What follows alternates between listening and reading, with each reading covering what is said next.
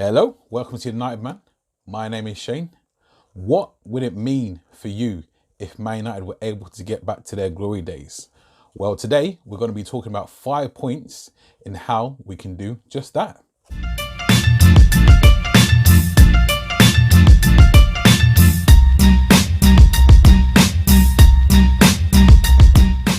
Point number 1, we need an identity. Now, we haven't had an identity since Alex Ferguson graced us with his presence, which obviously has been a long time now. The first protocol would be to get rid of the dead wood.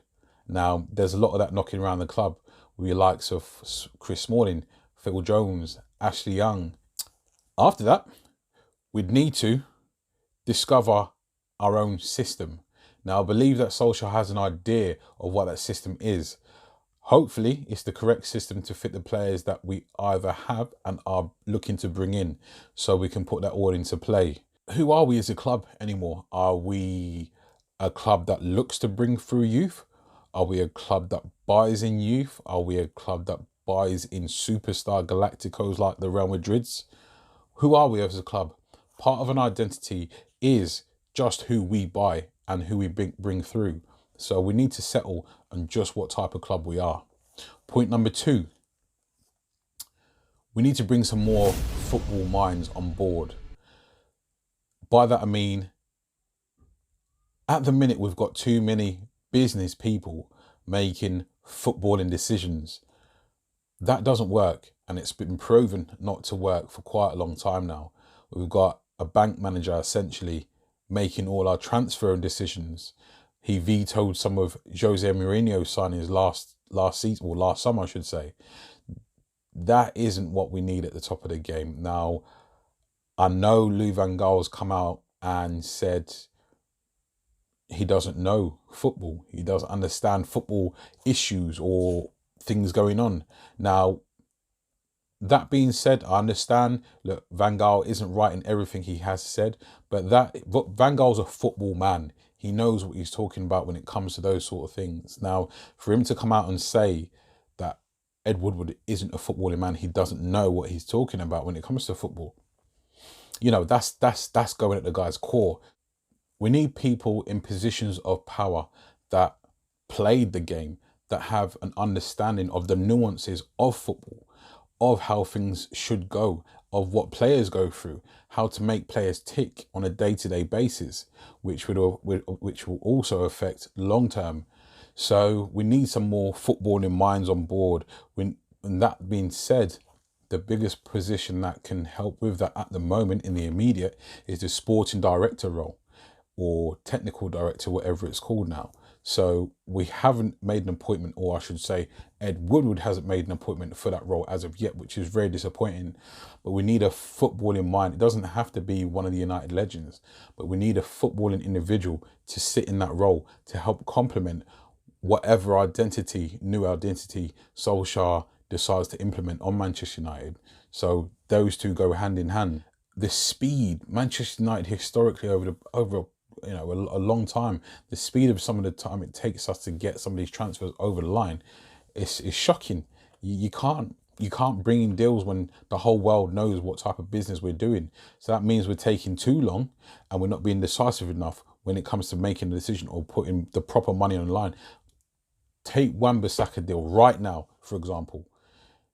We're putting a £35 million bid on the table, £40 million bid, 50 million. Now, Crystal Palace have come out and said what they want. Now, I'm not saying we should definitely pay that amount, but you're playing the game of cat and mouse. Now, Solskjaer's come out and said he wants these players in by this period of time so he can go away to pre-season with all his squad that he knows he's got for next season. It's not always ideal. It's a hard task by all means, but why are we not signing players in January ready for when the transfer market opens? Why are we waiting? Those things can happen. Look at Real Madrid. 1, 2, 3, 4 players just like that.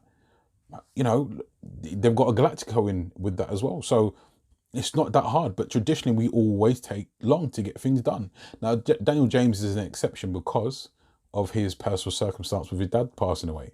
But we need to get these things over the line. Number 3, we need football people to make footballing decisions. As I just mentioned previously, we've got too many business people making football decisions. No, need footballing people on board making those decisions. All this time we've got businessmen making football decisions, it's not for footballing purposes, which shows on a pitch. We don't have we've had how many managers since Fergie's left, how many different players, corporates. It's all about more money. Okay, Man United is a huge financial entity around the world. I understand that. Brilliant.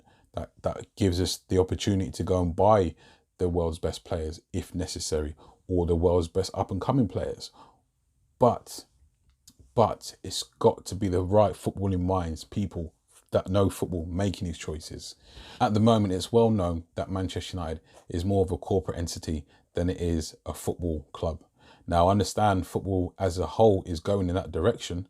However, they still have the people, the footballing bodies on board to have that balance. Now, when I hear Gary Neville talking on Sky Sports sometimes, I'm like, you need to be there, bruv, because you're so right. You need to be one of them peoples on the board because you are the man. You know what you're talking about. But I know there's conflict of interest with the Salford thing and whatnot, but I don't know. They can make something work, surely.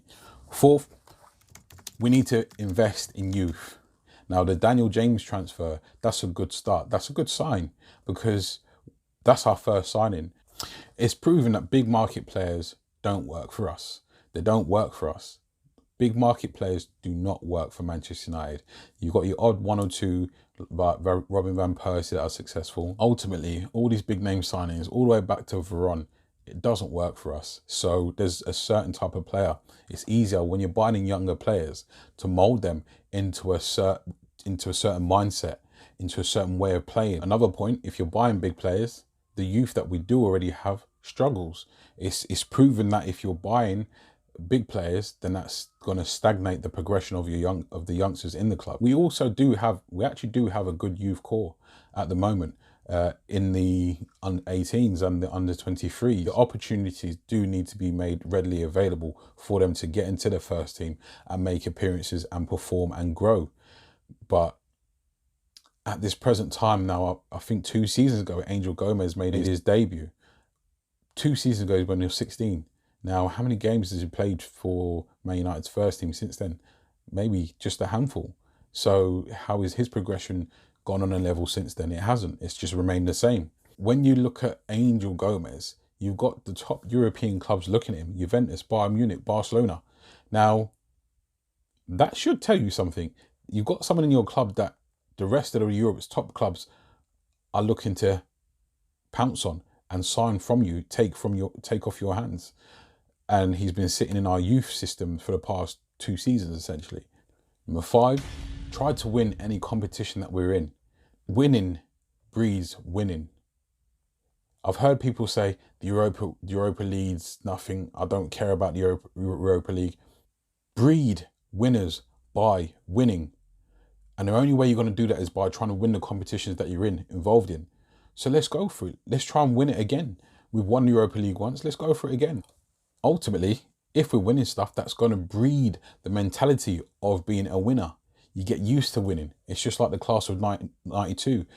They were bred winners. They won their FA Youth Cup and they just kept winning and winning throughout their careers. They're used to it. So they know how to win. There's a nuance to winning and getting yourself over the line. Love making content like this. If you enjoy it as well, consider subscribing, like and share. Until next time, guys, take care.